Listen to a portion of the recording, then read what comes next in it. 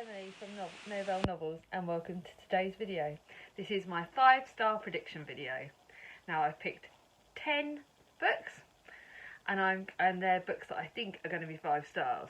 And at the end of the year, I aim to have read all of them, and at the end of the year I will be able to tell you whether they got their 5-star rating. Now, obviously because they're in this, I think they will do. I have decided to put a mixture of different genres. Because you know me, I'm the multi-genre girl.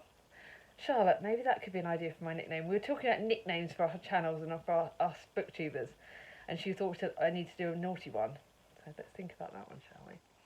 So, I've got a mixture of all the different genres, and I'm going to end on some of my ones that I'm really looking forward to. If there's any of these that you see that you would like to buddy read with me, please let me know. I'm thinking about doing a video where I do books to buddy read. So books that I think I need to do, but books that I know that I would need someone to buddy read with to get me through reading them. Because something I've learned is that when I buddy read with you guys, it makes the reading a lot more fun. It pushes me to read books that I wouldn't have necessarily chosen, and it pushes me to push past it when it gets a bit sticky at the start. So let me know what you think of these. So I'm going to start off with a classic because it's the smallest book in my pile, and I thought I'm going to start off with an Elizabeth Gaskell book, North and South. Out of all of my Elizabeth Gaskell books, I think this one is going to be my 5-star prediction. Now I've spoken to Kate from Kate Howe, and I'm going to read this in August. I'm properly telling you guys now, so it's definitely committing myself that I will read this in August. I'm trying to, as you guys well know, I'm trying to get through a classic a month. This one is 500 pages, so it's one of my biggest classics, but it's 500 pages with small print and small book. So I don't know how long it's going to take me to read, but it's one of her finest social novels, apparently. Powerfully moving story of the developing relationship between Southern-born Margaret Hale and John Thornton, a young northern mill owner. So this has got a lot about class, it's got about romance undertones, it's a bit of a slow builder from what I've told, but I love Elizabeth Gaskell. I loved Mary Barton, which is one of her last books, no, her first book I believe, and I fell in love with that. So I've been told if I love that, I'm going to love this. It's been loved by Tom, it's been loved by Kate, it's been loved by a lot of my classic favourites. So I've got to read it. I can't wait. Let's get this done before October. I want to have this one in my bag. Now I'm going to show you a couple of thrillers because you guys know, thanks to you lot, I've pushed myself in reading thrillers. I've now discovered that I've got such a high passion for them. I really, really enjoy my thrillers. I don't keep them because once I've read them I know the twist, but I tell you what, I love them. I'm going to go with 13, which is definitely going to be a thriller. I read The Liar. Oh, I think it's The Liar. I'm looking down there. Yep, it is The Liar. Sorry, I left the screen for 2 seconds. I read The Liar and I loved it. That was the first. I read The Liar and I've been told that 13 is really good too. It's not necessarily the next one in the series, but apparently it doesn't matter if you don't read them in the order.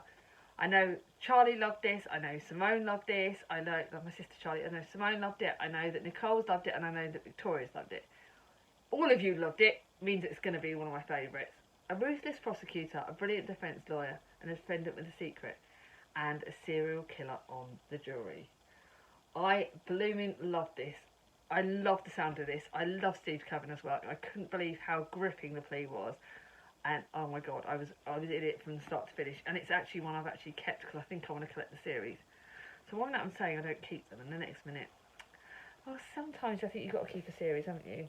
It's not a very long one, so it's only about 350 pages. But you guys have all loved it, and the in-depth of it, I absolutely loved it. Oh my goodness, I love the characters, I love the detective in this. It looks like it's going to be absolutely thrilling, and I cannot blooming wait to read this. It's going to be another one of my thrillers. Don't quite know when I'm going to get to it, but I do know that I've got to. It looks so good. Now another thriller is The Ice Cream Girl by Dorothy Kimsen. Now, I read Dorothy Kimsen's Chicklets, and I've heard of this thriller. Charlotte from Books and Bargains has loved it, and I've heard, and it's been all over like Instagram, so all the stuff in the papers was lies, all of it lies. We were never the Ice Cream Girls. Serena and Poppy were teenagers when they were branded the Ice Cream Girls. When they were accused of murder, one of them was sent to prison while the other one was set free. Now, 20 years later, one of them is doing all she can to clear her name, and the other is trying frantically to keep her secrets. Which ice cream girl is desperate enough to kill to get what she wants? This is an emotional thriller. Oh, it's got ice cream, it's got beach, it's got thriller, it's got two friends. Oh, I'm excited. I don't honestly know how to take this, but I really have a funny feeling it's going to be 5 stars. Yeah, I'm slightly nervous because I've not read Dorothy Kimsen's thrillers, but I know she's got I've just had an email from the press, from the Tandem Cooperative, saying that they're doing a readathon for the next in the series, but because I haven't read this, I didn't put my name down for that one. But I've got to read this soon, because if there is a sequel coming up, then I've got to get this one done. So this one may get pushed to a bit more of a ahead of the game. So I wonder what you guys think of that. Now, I had to include a Kate Morton book because, as you guys well know, I love Kate Morton books. Sneaky peek, I bought an extra one this month from Morrison's. So, oh my goodness, so I think I've either got or have read nearly all of her books, and I think I'm going to collect all of her books because I love them so much. Now, the question is, which one did I pick out of all my Kate Morton books? I picked The Secret Keeper.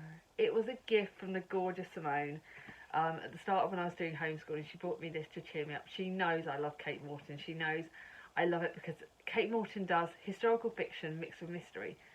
By the way, Charlotte, I think you would actually like Kate Morton because she does mix the mystery in with the historical fiction. So it shifts between the 1930s, the 1960s and present.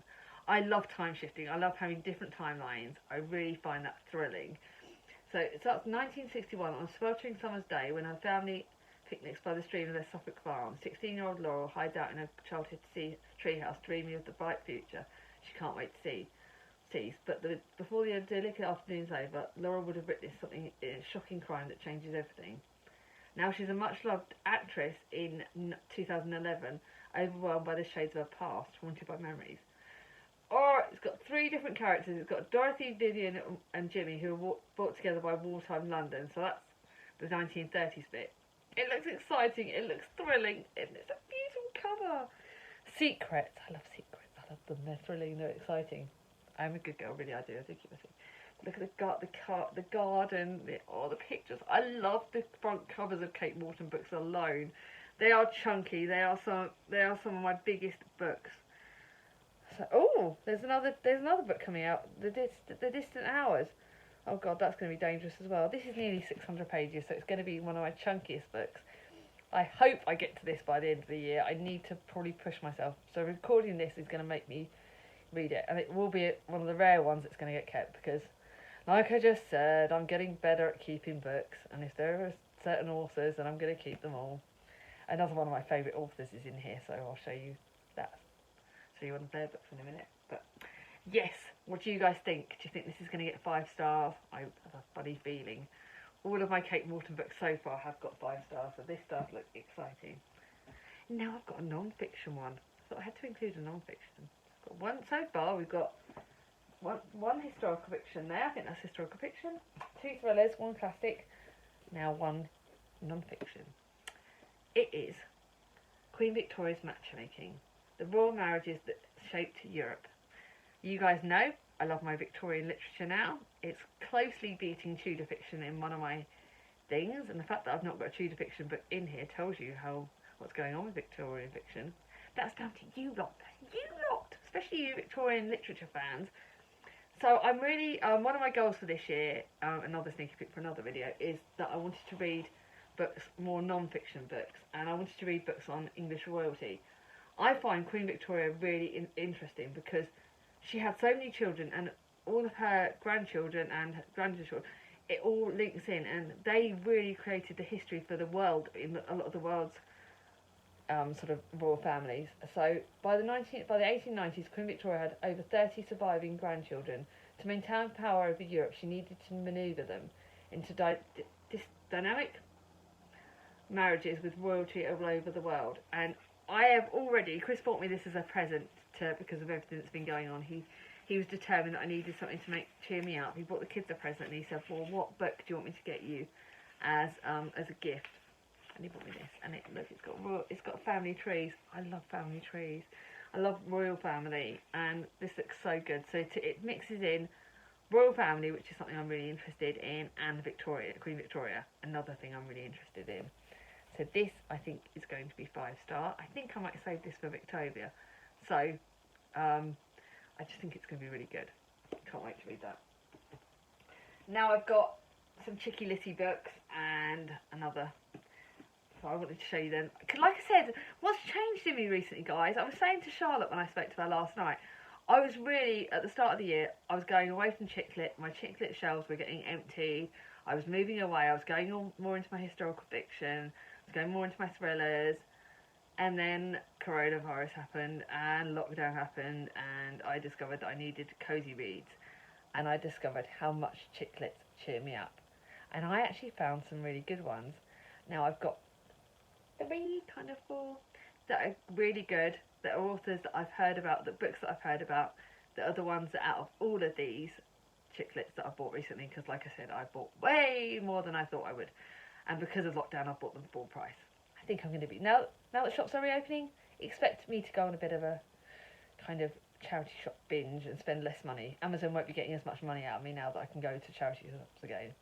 But I did, like I said, rambling off note, bought some chick lits. This is one that I did buy. This is The 2 Lives of Lydia Bird. Now, the lovely Tia was talking about this, and I know quite a lot of my American friends have spoken about this. And I love the theory of it. I read Lydia and Freddie and Lydia, and Lydia and Freddie. They've been together for almost a decade, and Lydia thinks their love is indestructible, but she's wrong, because on her 27th birthday, Freddie dies in a car accident. Now it's just Lydia, and all she wants to do is hide indoors and sob until her eyes fall out. But Lydia knows that Freddie would want her to start living again, so she enlists the help of her best friend and sister, Elle, and she takes first tentative steps into the world and starts to live, perhaps even love again. Then something unbelievable happens. Lydia gets another chance at her old life with Freddie. But what if someone in her life who wants her to stay? What if there's someone in her new life that wants her to stay? I think the dynamic of this interests me, because what would we be if our lives took a different note? If one of the things that had happened to us didn't happen and we went down a different path? I believe there is a film that goes along those lines where, you know, I think it's Gwyneth Paltrow, she could have had 2 different lives, and it shows how that happens. That interests me, because I still would like to know what happened to me, how my life would have been if my car accident hadn't have happened. That was one of the biggest things in me. What would I have taken the same path? Would I have done things differently? I don't know, and that's always interested me. So the idea of 2 different timelines, 2 routes, it's quite thrilling, really. So that's why I like the look of this. And oh my god, look at the spine! It's silver, it's gorgeous. I need to get better at like these cute spines, but yes, I love the sound of this. I really think it's going to be 5 stars, and I'm intrigued to know as if it is. The next one was a gift from the gorgeous Charlotte from Books and Bargains. God, I was speaking about her a lot today. Yes, you can tell we chatted last night. I have been loving Jenny Colgan over lockdown. She has been a really good, cosy read. I've picked up more of her books than I've read in ages. Again, she was one that, before I joined BookTube, she was one of my favourite authors. Her chick lits were great. They were easy, cheesy, comfortable. And then, obviously, I moved different genres, and I moved away from her. And then, over lockdown, I've discovered how much... She's actually got a whole new range of books that have been out that are actually really, really good. They're not just standard, not just like one after the other. You know, a lot of chick lits can kind of have that familiarity, that kind of the same storylines over and over again, just different names. But this one looked really good, and it's about a bookshop and it's about a shore. You know I love chick lits with bookshops. You know that I love any books with bookshops. You know that bookshops are like my favourite place in the world. Hint, hint. One of the shops in town that I hope to be volunteering at soon, Baz Books, shout them out, favourite place in the world. So to have a bookshop and the beach sounded great. And it says to escape the Scottish Highlands where a tiny bookshop perches on the... Escape to the Scottish Highlands where a tiny bookshop perches on the edge of a loch. Oh my god, how heaven's that? Escapism and bookshops. Perfect. Zoe is a single mother who's struggling to cope alone in London. Her little boy Harry, the light of her life, but he refuses to speak, and the landlord has just raised the rent. So when the opportunity arises to move to Scotland and help run the bookshop, Zoe leaps at it all. A small village in the Highlands sounds like the escape they both need. Charlotte got me this as a gift, and oh God, it looks so beautiful. She wrote a lovely note. I love Charlotte, and I love the look of this book, so I cannot wait to read this. And we're actually reading that in August as well, so it's another August book. Now, I couldn't do one of my videos without doing one of my other favourite authors, Moriarty. Had to do this one, and this one has got to be a 5-star out of all of the books. It's been on my shelves for a little bit, and I was going to wait until Simone bought it, but I'm really pushing myself because, to be honest, I really want to read this really quickly, and I don't know if I can wait. And this is about imagining forgetting the most important 10 years in your life. Alice wakes up in the floor of a gym with a nasty bump in her head, thinking that she's still the same fun-loving 29 years old, starting life with her gorgeous husband and pregnant with her first baby. To her disbelief, it transpires that the fool has actually knocked 10 years from her memory, and she's actually an uptight 39-year-old whose idea of a good time is a 3-hour workout at the gym. Again, and she's now remembers giving birth to 3 children. So why does her husband possibly hate her? That thrills me, because the idea of like forgetting a big chunk of your life and waking up in a different time zone, that's thrilling, that's exciting.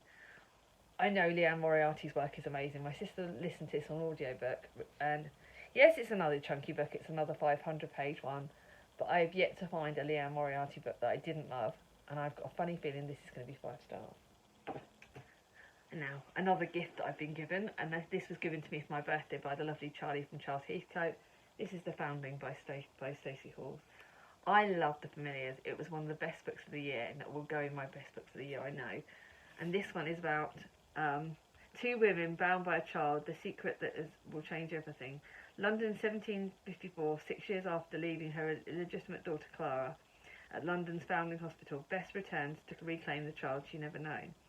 Dreading the worst, that Clara's died in the care, Bess is astonished to find out that she's been told that she already claimed her, and her life is upside down when she's trying to find out who took her child. As a mum, I couldn't imagine anyone taking my child.